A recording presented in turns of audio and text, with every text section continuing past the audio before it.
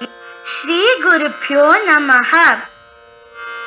अद्य अहं श्रीमद्भगवद्गीतायाः तृतीयोऽध्यायः पठनं करिष्यामि। ॐ श्री परमात्मने नमः। अथ श्रीमद्भगवद्गीता अथ तृतीयोऽध्यायः कर्मयोगः। अर्जुन उवाच ध्यायसि चेत् कर्मणस्ते मता बुद्धिर्जनार्दन तत्किं कर्मणि घोरे मां नियोजयति केशव। व्यामिश्रेणेव वाक्येन बुद्धिं मोहयसीव मे तदेकं वद निश्चित्य येन श्रेयोऽहमाप्नुयाम्। श्रीभगवानुवाच लोकेऽस्मिन् द्विविधा निष्ठा पुरा प्रोक्ता मया नघ। ज्ञानयोगेन साङ्ख्यानां कर्मयोगेन योगिनाम्। न कर्मणामनारम्भान् नैष्कर्म्यं पुरुषोऽश्नुते न च सन्न्यस्सनादेव सिद्धिं समधिगच्छति। नहि कश्चित् क्षणमपि जातु तिष्ठत्य कर्मकृत् कार्यते ह्यवशः कर्म सर्वः प्रकृतिजैर्गुणैः। कर्मेन्द्रियाणि संयम्य यास्ते मनसा स्मरन् इन्द्रियार्थान् विमूढात्मा मिथ्याचारः स उच्यते। यस्त्विन्द्रियाणि मनसा नियम्यारभतेऽर्जुन कर्मेन्द्रियैः कर्मयोगम् असक्तः स विशिष्यते। नियतं कुरु कर्म त्वं कर्म ज्यायो ह्यकर्मणः शरीरयात्रापि च ते न प्रसिद्ध्येद कर्मणः। यज्ञार्थात् कर्मणोऽन्यत्र लोकोऽयं कर्मबन्धनः तदर्थं कर्म कौन्तेय मुक्तः सङ्गः समाचर। सह यज्ञाः प्रजाः सृष्ट्वा पुरोवाच प्रजापतिः अनेन प्रसविष्यध्वं येष गोस्त्विक्तकामदुःख। देवान् भावयतानेन ते देवा भावयन्तु वः परस्परं भावयन्तः श्रेयः परमवाप्स्यत। इष्टान् भोगान् हि वो देवा दास्यन्ते यज्ञभाविताः तैः दत्तान् प्रदायैभ्यो यो भुङ्क्तेस्तेन एव सः। यज्ञशिष्टाशिनः सन्तो मुच्यन्ते सर्वकिल्बिषैः भुञ्जते ते त्वगं पापा ये पचन्त्यात्मकारणात्। अन्नात् भवन्ति भूतानि पर्जन्यादन्नसम्भवः यज्ञात् भवति पर्जन्यो यज्ञः कर्म समुद्भवः। कर्म ब्रह्मोद्भवं विद्धि ब्रह्माक्षरसमुद्भवम् तस्मात् सर्वगतं ब्रह्म नित्यं यज्ञे प्रतिष्ठितम्। एवं प्रवर्तितं चक्रं नानुवर्तयति हयः अघायुरिन्द्रिया रामो मोघं पार्थ स जीवति। यस्त्वात्मरति देवे स्यात् आत्मतृप्तश्च मानवः आत्मन्येव च सन्तुष्टः तस्य कार्यं न विद्यते।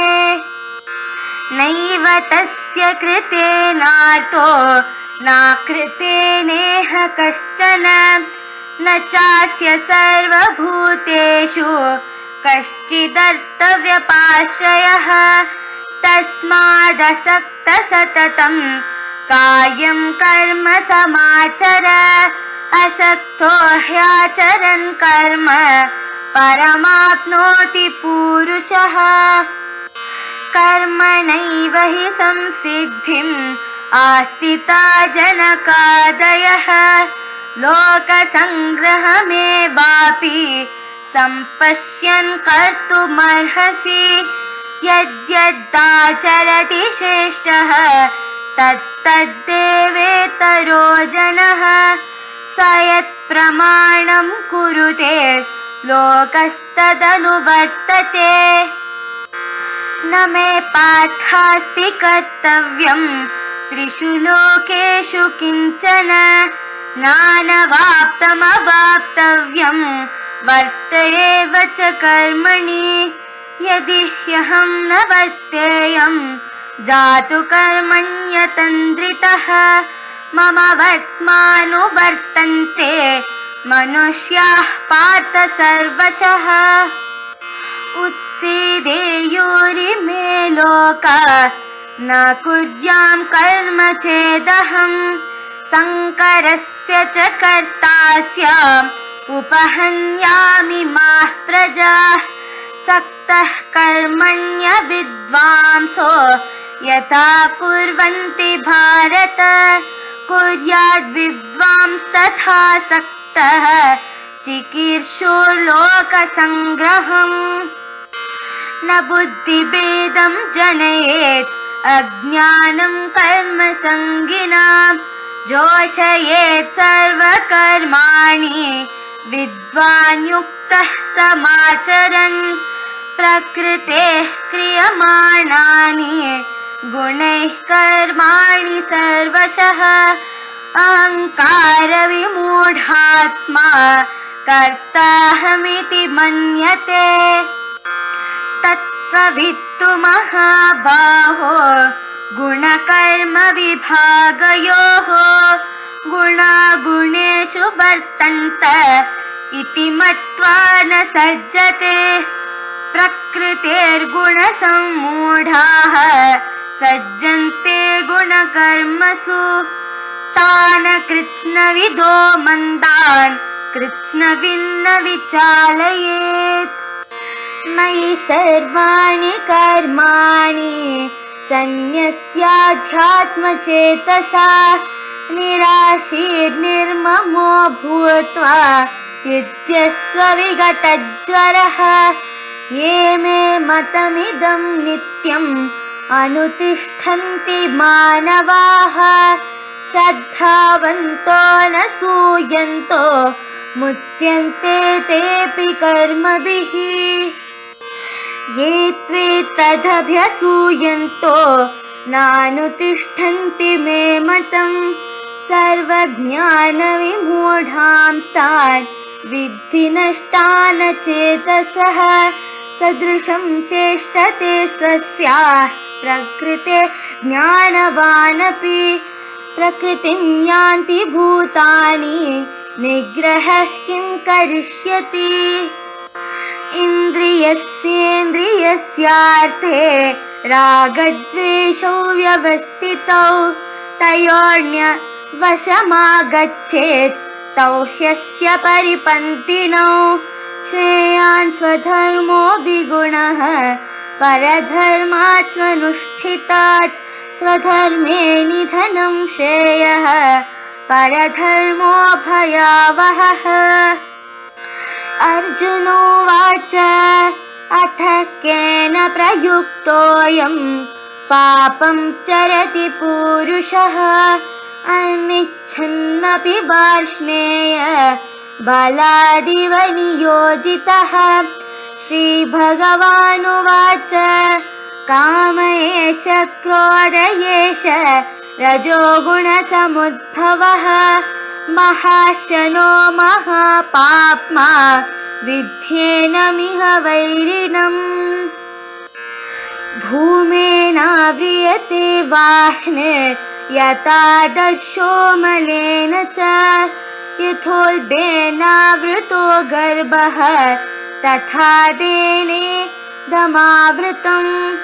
आवृतं ज्ञानमेतेन ज्ञानिनो नित्यवैरिणा कामरूपेण कौन्तेय दुष्पूरेणानलेन च इन्द्रियाणि मनोबुद्धिः अस्याधिष्ठानमुच्यते एतैर्विमोहयत्येष ज्ञानमावृत्य देहिनम् तस्मात् त्वमिन्द्रियाण्यादौ नियम्य भरतर्षभ पाप्मानं प्रजहिह्येनं ज्ञानविज्ञाननाशनम् इन्द्रियाणि पराण्याहुः इन्द्रियेभ्यः परं मनः मनसस्तु परा बुद्धिः यो बुद्धिः परतस्तु सः एवं बुद्धिः परं बुद्ध्वा संस्तभ्यात्मानमात्मना जहि शत्रुं महाबाहो कामरूपं दुरासदम् ॐ तत्सदिति श्रीमद्भगवद्गीतासु उपनिषत्सु ब्रह्मविद्यायां योगशास्त्रे श्रीकृष्णार्जुनसंवादे कर्मयोगो नाम तृतीयोऽध्यायः हरिः ओम्।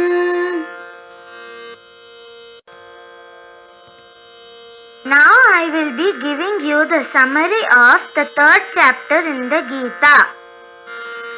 Arjuna said, O Janardana, you say that knowledge is superior to action, yet you are bidding me to engage in this terrible act. Why, Keshava? Your speech sounds ambivalent. My mind is confused. Please clarify to me the path that I should take that will lead me to the highest good. The Lord of Lakshmi said, O sinless one, as I had told you before, devotion can be on the basis of two things. One, on the basis of knowledge for those involved in contemplation, and the other is for the yogis, which is the path of action. The state beyond action can neither be attained by abstaining from prescribed action nor by renunciation. No one is ever free from action. Every moment of their lives, people are forced to act, whether they like it or not. This is because of the influence of the gunas. There is no point in restraining one's active senses while constantly engaging in thoughts about sensory objects and pleasures. A person who does this is only cheating himself. He is a hypocrite. O Arjuna, great is the man who can use his mind to control his senses and do his karma without any attachment. It is better to do your duty than to remain without doing anything. Action is important because we cannot even maintain our own body without it. Except a sacrifice, every kind of action done in this world is binding. Hence, perform all action as if it were a sacrifice that you are doing in the name of God. Do it without any attachment, O son of Kunti. After creating mankind, along with sacrifice, the Creator said at the beginning of creation, by this sacrifice you shall attain all things. Let such sacrifice be your wish-fulfilling cow of plenty. Your sacrifice will satisfy the gods.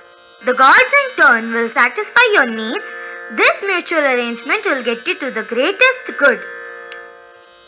The gods, satisfied with your sacrifice, will fulfill your desires. But the one who doesn't offer any sacrifice to the gods and enjoys the natural gifts given by the gods is considered a thief. The pious who ensure they offer their food first to the gods and then eat only what is left are said to perform sacrifice even while eating, and are thus relieved of all evil. Wicked are those who cook and eat all by themselves. Such people get to eat only impurities. The core factor for human beings to subsist is food, which is dependent on rains. Rain is brought through sacrifice, and sacrifice is done by doing the duties and rituals prescribed to oneself. It is from the Absolute, who has no beginning or end, that the Vedas emanate.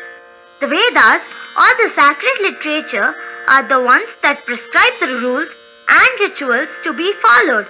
Thus, all acts of sacrifice involve and center around the Absolute. Every human being has to acknowledge this cycle, my dear Partha. If not, he whirls in the sense of pleasure and lives irresponsibly.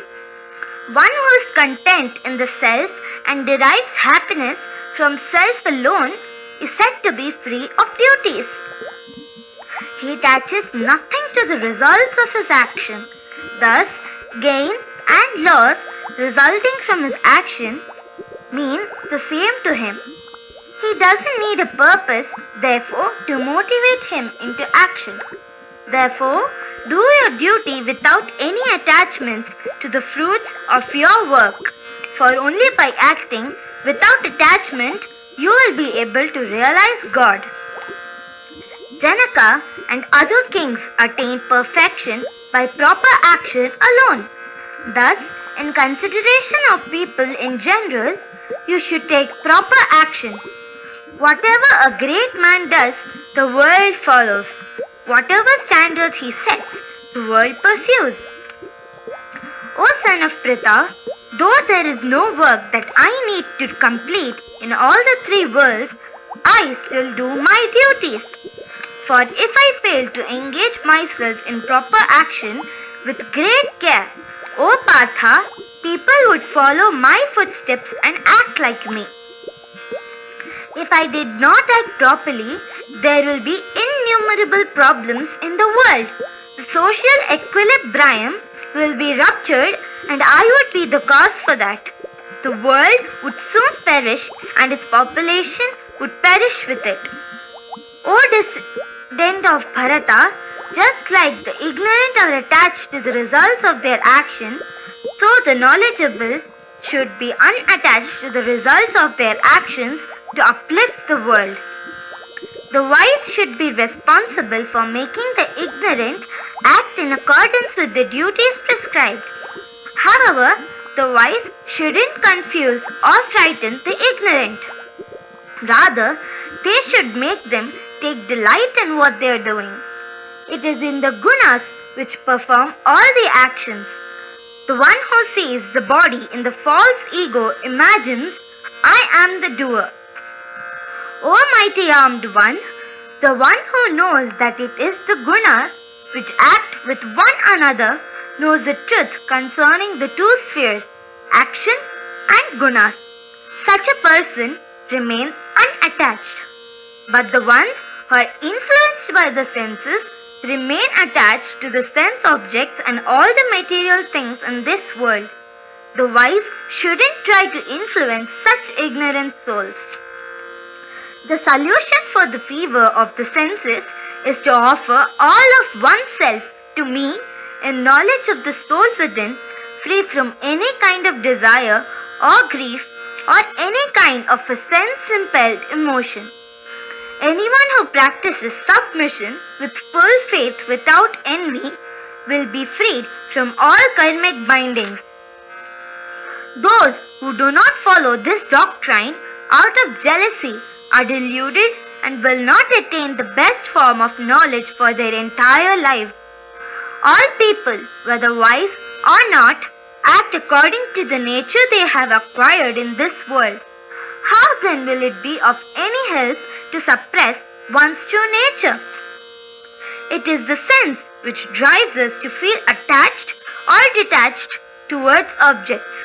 So, it is important not to come under the influence of the senses. They are our enemies.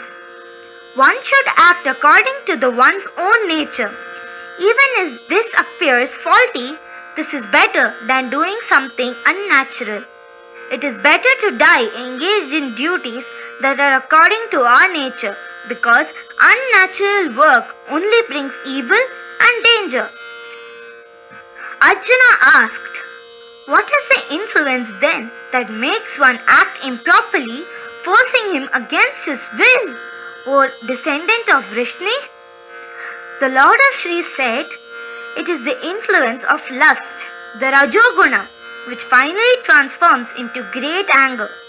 Like a great fire, this is dangerous. Realize that this is your enemy. Just as smoke covers fire, dust covers a mirror, and a womb covers the fetus, so does excessive desire covers one mind and understanding and clarity. O son of Kunti, even the understanding of the wise and learned is covered by this great force in the form of lust, which has an insatiable appetite like fire. The senses are its seat.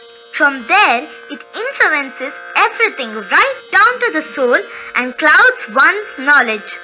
Hence, O best of the Bharatas, regulate your senses right from the beginning and kill this devil that kills your knowledge and self-realization.